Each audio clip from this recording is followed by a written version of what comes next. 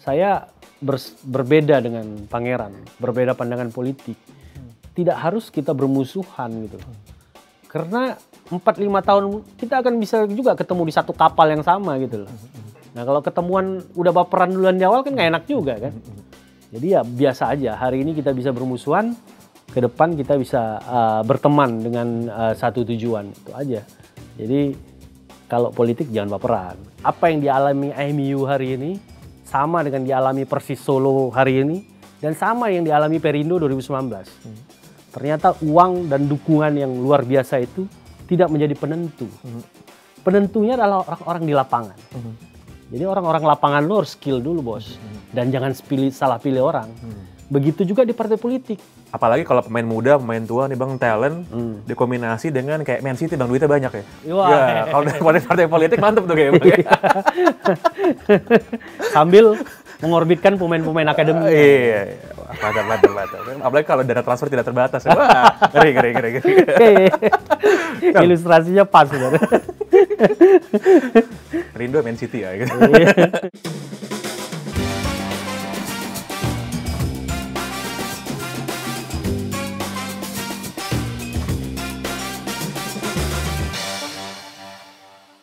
Halo semuanya, selamat berjumpa kembali di Asumsi.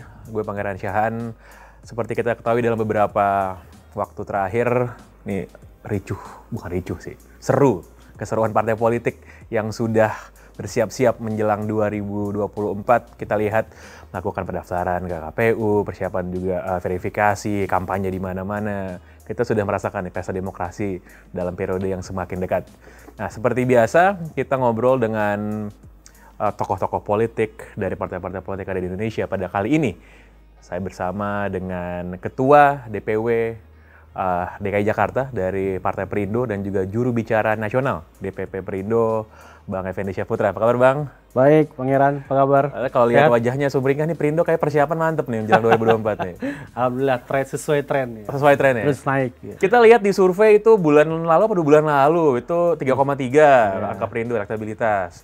Lalu beberapa hari yang lalu 3,5 nih. Nih 4% optimis nih kayak lolos nih. Mudah-mudahan seiring verifikasi selesai kita upayakan bisa 4% ya di akhir tahun ini. Kalau mengacu sama yang sebelumnya Bang, 2019 gitu, apa pelajaran terpenting yang didapatkan dari Partai Perindo ketika itu? 2019 itu kita kan terhitung partai baru ya. Jadi memang betul-betul partai baru yang mencoba meng-create kader waktu itu. Dan memang harus kita akui, meng-create kader itu nggak secepat dan segampang itu.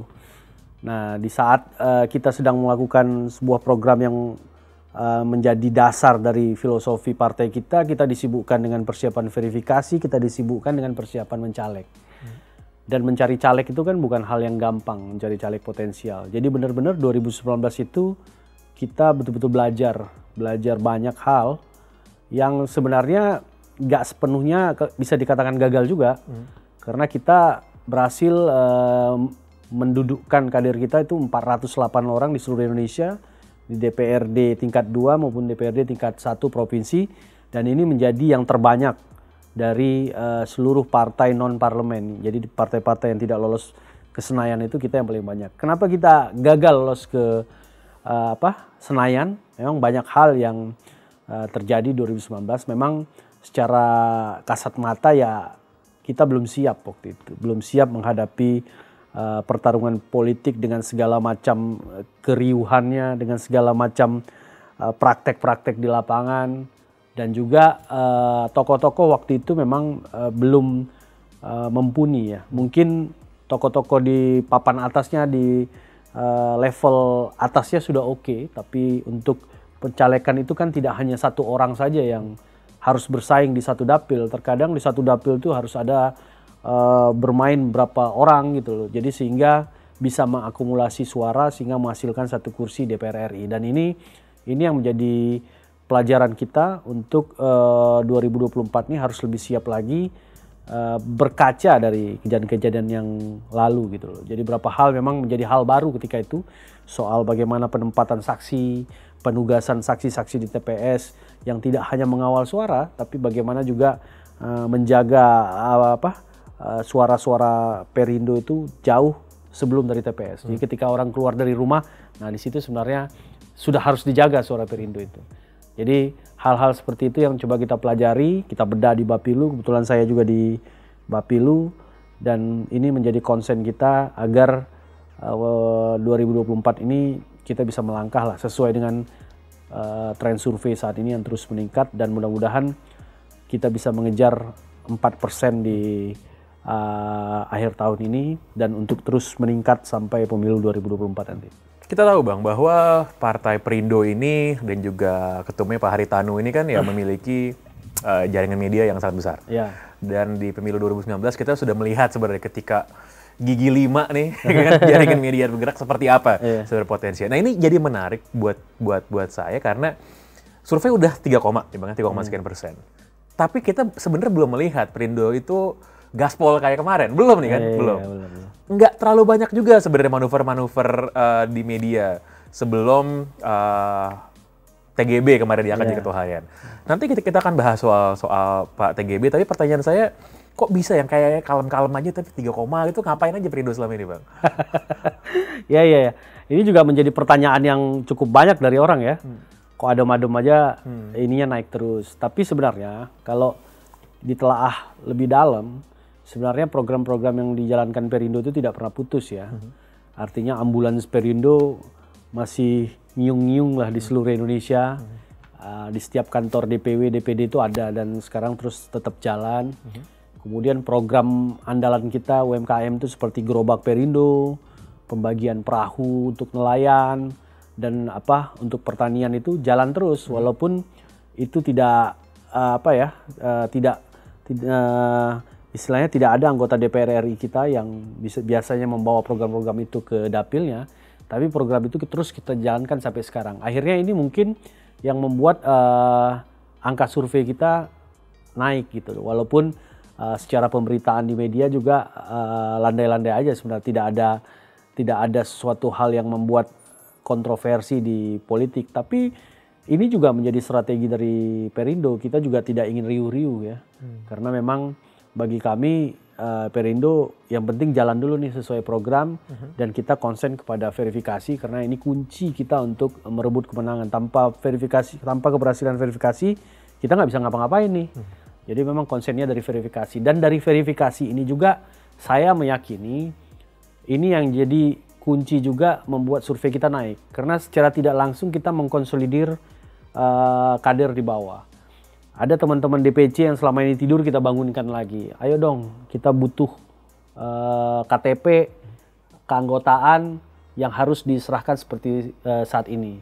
Contoh Jakarta. Jakarta itu kalau berdasarkan aturan KPU wajib setiap kabupaten kota, berarti Jakarta Selatan kita contohnya, itu harus punya 1.000 anggota yang terlegitimasi gitu. Artinya punya KTA, punya KTP, dan nanti akan diverifikasi faktual.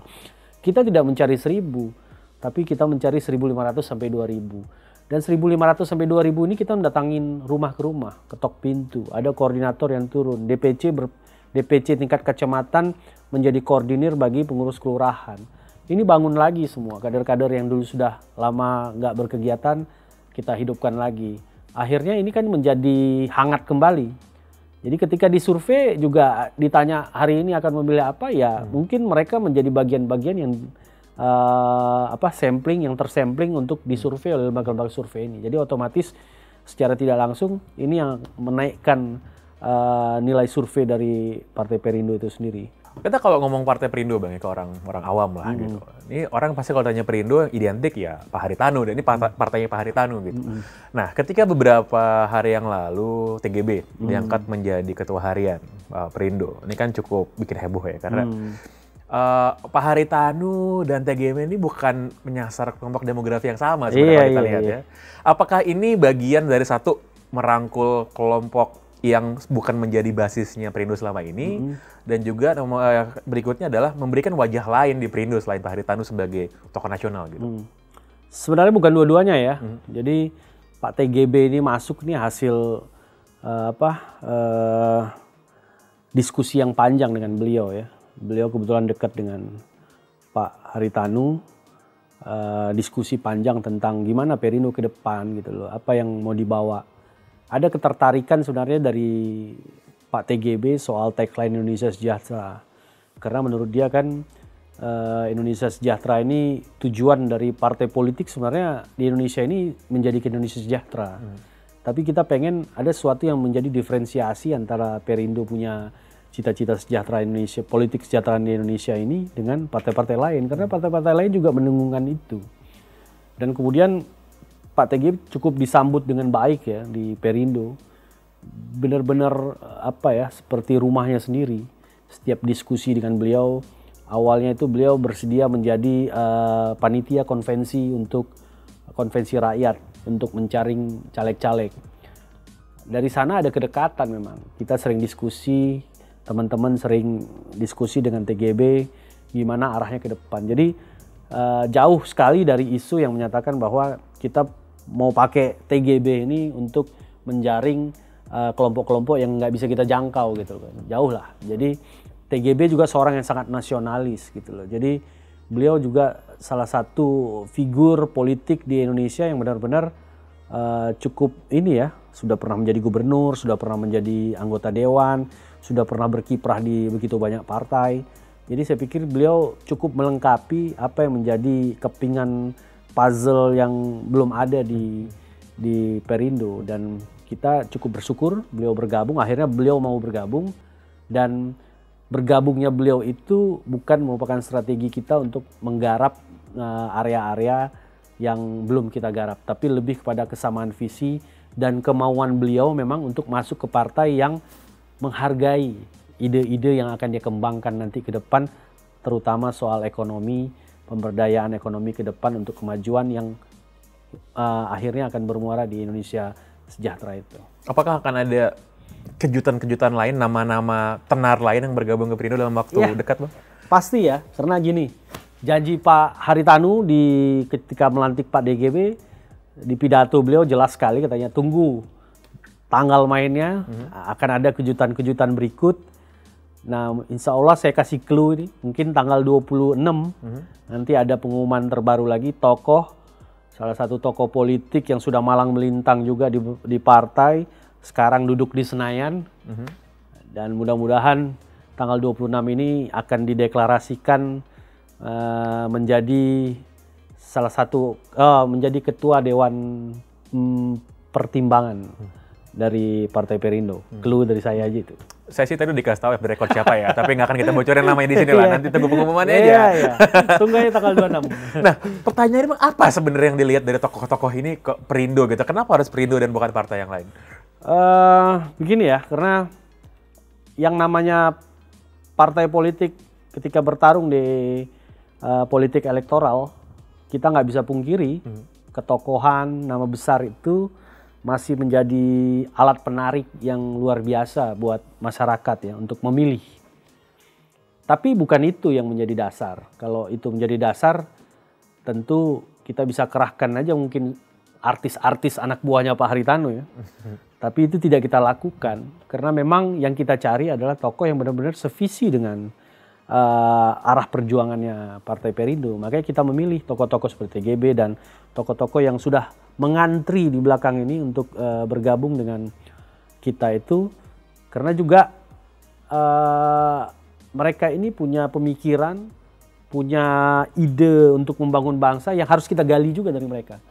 Selain tentu mereka punya pengaruh di daerahnya masing-masing yang membuat masyarakat itu semakin percaya dengan Perindo. Oh, ternyata Perindo tidak hanya Pak Haritanu gitu loh, tapi ada tokoh-tokoh lain yang bersatu dalam semangat visi dan misi Partai Perindo itu, sehingga ini juga akan menarik dan memang akhirnya adalah elektoral. Nah, itu yang kita pengen, dan ini merupakan buah pelajaran dari tanda kutip kegagalan kami di 2019. Ternyata mencetak kader secara instan itu juga agak sulit gitu, sehingga kita butuh nama-nama untuk bersanding bersama-sama untuk menuju ke pemilu 2024 nih. Ya, bagi saya suka bola ini. Pangeran juga suka bola. Kalau memadukan pemain muda sama pemain tua itu biasanya kata orang sih lebih padu gitu loh. Jangan terlalu banyak pemain tua juga. Kalau punya pemain tua, males-malesan dia ngejar bola. Tapi kalau ada pemain muda mayoritas digabung sama pemain tua, biasanya lebih solid. Yang tua ngemong yang muda punya keinginan untuk meniru apa yang telah dilakukan oleh pemain senior. Pikir itu aja sih. Apalagi kalau pemain muda, pemain tua nih Bang, talent dikombinasi dengan kayak Man City Bang, duitnya banyak ya. Ya, kalau dari partai politik mantep tuh kayak Bang. Sambil mengorbitkan pemain-pemain akademi. Iya. Mantap. Apalagi kalau dana transfer tidak terbatas. Wah, ngeri. Ilustrasinya pas sebenarnya. Perindo Man City ya gitu. Bang, gini ya, sekarang kan lagi zamannya partai ini berkoalisi nih, ya. Kita ada lihat koalisi 3 partai, ada yang 2 partai gitu. Perindo itu juga membuka kemungkinan itu untuk berkoalisi dengan partai lain. Ada namanya KIS. Koalisi Indonesia Semuanya. Itu selalu ditentukan oleh Pak HT. Dia bilang kita nggak ke KIB, kita nggak ke sana, kita buat sendiri namanya KIS gitu ya. Dan itu dibuktikan dengan hari-hari belakangan ini beliau cukup aktif ya. Ketemu sama Pak Julhas, ketemu sama Pak AHY kemarin malam. Kalau lihat beritanya sekarang juga ketemu dengan Pak Prabowo. Jadi itu semua dalam rangka membangun saling bertukar pikiran. Ini gimana ke depan yang lebih baik. Soal koalisi-koalisi belakangan dulu nih. Soalnya kita dalam tanda kutip harus tahu diri juga kan. Kita ini kan di luar parlemen. Tujuan utama kita duduk dulu di parlemen nih, biar kita sebanding ntar kalau ngomong. Tapi penjajakan untuk koalisi soal pilpres dan lain-lain, memang kita akui sudah kita lakukan dari sekarang. Kemana arahnya dan tujuan? Yaitu kita masih masuk di koalisi KIS dulu nih. Koalisi Indonesia untuk semuanya. Semua kita masuk, semua kita berteman. Dengan Pak Prabowo berteman, dengan Pak Jokowi berteman, dengan calon-calon potensial juga berteman, dengan Pak Ganjar, Pak Anies, Pak Ridwan Kamil, semua cukup dekat dengan kita. Sehingga ini yang membuat mungkin langkah strategis Perindo, karena Perindo itu diterima di semua kelompok politik. Itu sih. Ini juga tercermin dari sempat ada pernyataan memang bahwa 3 capres potensial menurut Perindo gitu kan, Pak Anies, Pak Ganjar, Pak Prabowo juga, dan ini kebetulan 3 nama teratas juga di semua survei gitu. Iya. Jadi sebenarnya apa jangan-jangan ya Perindo gitu, Pak HT lagi ngeliat-liat aja nih kira-kira kita mau ikut yang mana gitu. Ya ini kan dalam penjajakan ya, kita pengen ya kalau pacaran kan pengen saling tahu dulu dong ya kan, pengen ngobrol-ngobrol dulu gitu. Jadi mana yang sangat sesuai dengan platform perjuangannya Perindo, tentu kita akan ke sana. Toh di dalam masa lalu kita ada di mana-mana gitu loh. Kita pernah mendukung Pak Prabowo 2014, kita pernah mendukung Pak Jokowi 2019, kita pernah mendukung Anies Sandi gitu loh. Jadi ini suatu kekuatan dan kelemahan juga. Kata orang, wah itu berarti Perindo nggak konsisten gitu loh. Tapi di satu sisi ya Perindo itu sangat idealis sebenarnya. Kita nggak terpengaruhi karena harus pilih Pak Jokowi, kita harus pilih Pak Ahok misalnya. Enggak gitu loh. Jadi yang mana yang kita lihat visi yang paling bagus, itu yang kita pilih. 2014 kita jelas-jelasan di Pak Prabowo. Ketika Pilkada DKI kita jelas-jelasan di Pak Anies. Pilkada Jateng kita jelas-jelasan sama Pak Ganjar. Ya kan? Ketika masuk Pilpres 2019 juga kita jelas-jelasan sama Pak Jokowi. Jadi memang dalam hal ini Perindo sangat idealis. Artinya sangat melihat siapa calon pemimpin yang sesuai dengan platform kita dan tentunya menguntungkan Perindo gitu loh ke depannya. Dan untuk 2024 saya pikir hal itu juga sudah mulai dijajaki dari sekarang. Kalau lihat statement media hari ini, Pak HT jelas menjelaskan bahwa kita mendukung Pak Prabowo untuk maju kepada Pilpres. Ya kita mendukung beliau untuk maju Pilpres. Nah nanti siapapun yang akan memproklamirkan dirinya untuk maju Pilpres, tentu kita akan lihat dukungan akan itu. Tapi saya yakin semua anak bangsa yang sekarang menjadi calon kuat di Pilpres adalah anak-anak bangsa terbaik yang layak memang untuk tampil di arena Pilpres nanti. Iya, dukungan dari Perindo akan sangat krusial sih, apalagi kalau masuk ke DPR, Bang. Dahsyat ya pasti nih. Saya mau ngomongin soal DKI sekarang, Bang. Dengan Bang Effendi ini kan sebagai Ketua DPW DKI. Kemarin kalau nggak salah di 2019 itu hampir 170.000 suara, Bang ya. Gitu. Nah, pertanyaannya adalah targetnya apa dulu nih, Bang, 2024 kalau DKI? Targetnya tentu kita akan mengisi sebanyak-banyaknya kursi di DKI. Target jelas dari Pak Ketua Umum itu kan jelas. Di range 10 sampai 15 kursi DPRD DKI. Itu yang ditugaskan kepada saya ketika saya diberikan amanah untuk menjadi Ketua DPW pada bulan Februari tahun 2022 ini.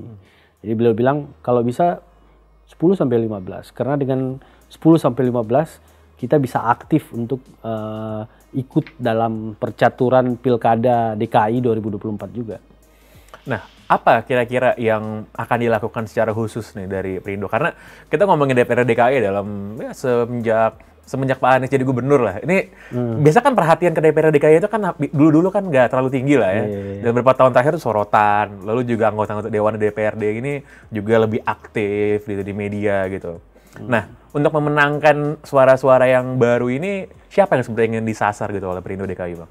Ya tentu Perindo DKI sekarang nggak jauh ya dari agenda dulu. Kita selalu menyasar satu kaum nasionalis lah. Yang itu clear ya. Sasaran kita memang masyarakat yang nasionalis. Kemudian kita tentu menyasar memang kaum muda sih. Karena kaum muda lebih bisa, kita berpikir kaum muda itu lebih bisa menerima perubahan. Dan konsep yang ditawarkan oleh Partai Perindo memang sangat menyentuh kaum muda. Bagaimana kita ingin mengembangkan UMKM, bagaimana kita ingin membuka lapangan kerja seluas-luasnya. Ini kan konsep-konsep yang sebenarnya sangat diminati oleh pemilih pemula. Nah ini yang kita sasar dan inilah menjadi target kita untuk 2024 nanti. Belum bergeser. Termasuk tadi juga dengan strategi-strategi DPP, tentu kita juga akan ikut mendekati tokoh-tokoh muda yang sudah punya nama, punya panggung, bahkan bukan tidak mungkin tokoh-tokoh yang sudah duduk di DPRD sekalipun. DPRD yang sekarang? Iya, DPRD sekarang. Berarti dari partai lain, Pak? Dari partai lain. Okay. Ya, artinya jadi Perindo DKI membuka tempat bagi politisi partai lain yang ingin bergabung ke Pak Perindo. Iya, kita membuka diri dan memberikan karpet merah kepada mereka untuk bergabung dengan kita selama platform perjuangan kita sama. Silakan kita membuka diri bagi mereka untuk mencaleg dari kita di DPRD DKI karena memang secara elektabilitas maupun secara bukti faktual mereka sudah menjadi bagian dari, sudah menjadi wakil rakyat gitu loh. Sehingga tidak sulit untuk kembali terpilih bila masuk dalam Perindo gitu loh. Ini tawaran yang menarik. Ini tawarannya kalau sales pitch ini lumayan straightforward ya tawarannya. Ketua DPW DKI nih yang nanti ngomong nih.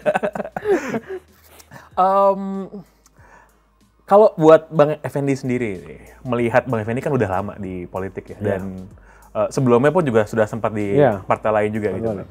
Nah orang tuh bilang katanya ya politik Indonesia tuh cair lah, jangan terlalu biner gitu melihat ya kan, jangan hitam putih, jangan baperan juga gitu. Mungkin Bang Effendi pengalaman pribadi boleh cerita juga nih, naik turun suka dukanya berpolitik di Indonesia nih, karena saya yakin banyak yang pengen tapi kan takut gitu. Mungkin bisa sharing Bang pengalaman menariknya. Ya berpolitik itu saya setuju dengan pernyataan Pak TGB ya. Berpolitik itu bukan gagah-gagahan gitu. Jadi nggak usah kita berpolitik karena keren nih jadi politisi gitu loh. Politik itu bagi saya sih pelayan gitu. Ketika saya tampil sebagai seorang anak muda dulu masuk bergabung pertama kali partai politik, memang jiwa gagah-gagahan itu ada juga gitu.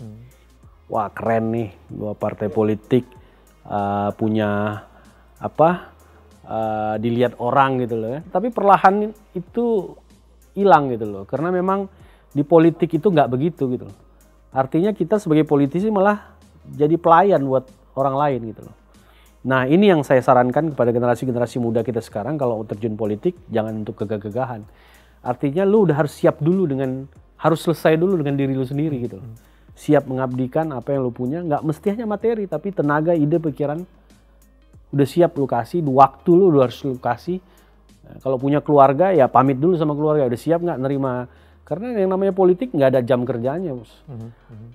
Sabtu Minggu harus siap gitu loh dengan panggilan-panggilan pekerjaan. Apalagi kalau sudah kemudian terpilih menjadi wakil rakyat. Tidak ada tuh waktu jam kerja seorang politisi. 7 kali 24 jam itu waktunya gitu loh. Ketika itu sudah kita siap maju memberi titel pekerjaan kita sebagai politisi, kita harus siap dengan konsekuensi itu. Kita harus siap konsekuensi waktu kita harus berbagi dengan begitu banyak orang. Nah itu dulu yang harus disiapkan. Dan memang benar kata Pangeran tadi, politik jangan baperan. Karena dalam politik elektoral itu kepentingan itu yang memang menjadi faktor gitu loh. Hari ini saya berbeda dengan Pangeran, berbeda pandangan politik. Tidak harus kita bermusuhan gitu loh. Karena 4-5 tahun kita akan bisa juga ketemu di satu kapal yang sama gitu loh. Nah kalau ketemuan udah baperan duluan di awal kan nggak enak juga kan. Jadi ya biasa aja, hari ini kita bisa bermusuhan, ke depan kita bisa berteman dengan satu tujuan, itu aja. Jadi kalau politik jangan baperan. Jangan baperan. Gitu, jangan baperan. Terakhir ya Bang, gue harus bikin disclaimer nih sebenarnya. Kayak dulu saya dan Bang Effendi ini pernah dalam satu organisasi. Bukan politik tapi, kita organisasi bola waktu itu ya. Kita sama-sama di term yang sama tuh Bang waktu itu ya. Lu bagian apa gitu, gue bagian media gitu waktu itu. Jadi gue ingin mengakhiri obrolan ini dengan pertanyaan yang berhubungan sama sepak bola tapi juga politik. Tapi jangan bahas MU dulu, gue lagi sakit hati Bos. Nah sebenarnya itu pertanyaan gue Bang, cuman gini pertanyaan gue gini. Kita berdua ini sama-sama fans Man United ya. Kita bisa melihat nih bagaimana sebuah organisasi olahraga yang berprestasi, dahsyat lah, gede fanbase-nya, duitnya banyak. Tapi ya nyungsep sekarang gitu kira-kira ya.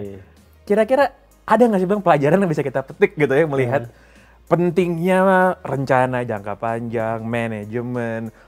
Kan punya pemain bintang kalau nggak bisa diramu jadi bagus juga sia-sia juga. Benar. Ada nggak sih yang bisa kita petik dari klub kesayangan kita ini mismanage gitu? Ada nggak yang bisa kita pelajarin?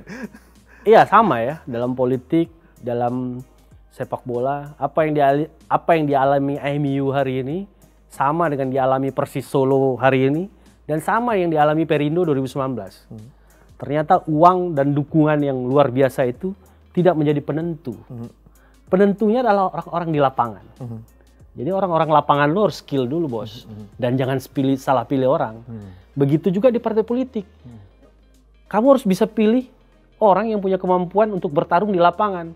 Tidak hanya bertarung secara konseptual aja. Ya kan? Kalau diskusi-diskusi filosofi, ya itu politik juga. Tapi kita bicara politik elektoral, maka penentu kemenangan adalah siapa pemain-pemain di lapangannya. Makanya saya bilang tadi, kita selain mendidik kader dari akademia, kalau gue di Perindo ini gue anggap gue pemain akademi, yang dididik dari akademi terus naik. Gak bisa ngandelin akademi doang. Nah, harus disatukan dengan pemain-pemain copotan. Ya kan? Transfer. Pemain-pemain bagus yang nggak dapat minute play di klub besar tarik dong, ya kan? Mereka bisa jadi pemain reguler di sini, dan itu akhirnya akan membuat tim ini menjadi lebih kuat. Filosofi itu yang saya selalu gunakan dan selalu saya utarakan kepada Pak Hari. Kalau DKI Jakarta Perindonya mau berhasil, kita harus pakai konsepnya Juve. Ya. Kita transfer pemain bagus, kita didik pemain akademi, kita blend di satu itu. Kita didik mereka supaya punya mental juara. Karena harus punya mental juara juga. Mental pemenang. Partai politik harus mental pemenang. Kalau cuma cupu-cupu doang ya nggak akan berkembang. Dan saya sudah optimis. Saya bilang sama Pak Haritanu, kalau saya tidak berhasil mempersembahkan satu fraksi untuk DPD, saya siap mundur sebagai ketua DPD DKI. Karena saya gagal. Itu gentleman agreement saya kepada seorang ketua umum saya. Gitu. Jadi ya memang sama di dalam bola, dalam partai politik, uang tidak menjamin segalanya, fasilitas tidak menjamin segalanya. Kamu punya lapangan latihan mau 100, tapi pemain di lapangannya, pelatihnya, manajemennya nggak benar ya selesai gitu. Jadi jangan salah pilih pemain lapangan ya kan. Kita pilih yang free transfer tapi jago. Siap. Mantep kalau aja kita sama-sama bola gampang ngomongnya Bang. Undang gua di Regista makanya. Bisa. Siap. Demikian obrolan kita bersama dengan Bang Effendi Syahputra, Ketua Perindo DPW DKI Jakarta dan juga juru bicara nasional DPP Partai Perindo. Sukses Bang. Siap. Sama-sama Bang. Kita nantikan nanti ya gol-golnya Perindo nih ya. Sukses selalu. Luar biasa, saya mengikuti perjalanan karir Pange luar biasa dari masih SMA ya. Thank you Bang. Ayo. Mantap. Thank you ya.